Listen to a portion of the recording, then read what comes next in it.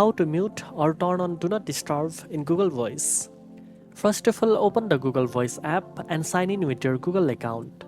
Once you are in, tap the three horizontal lines at the top left corner.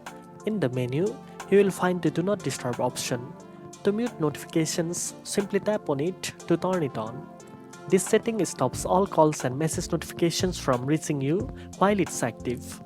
Once it's enabled, Google Voice will silence all incoming calls and messages. They will still appear in your call log and inbox, but you won't be interrupted by alerts. To turn it off later, just return to the same settings and toggle it off. This feature is especially helpful during meetings, focus time, or while you are sleeping and want to avoid any disturbance.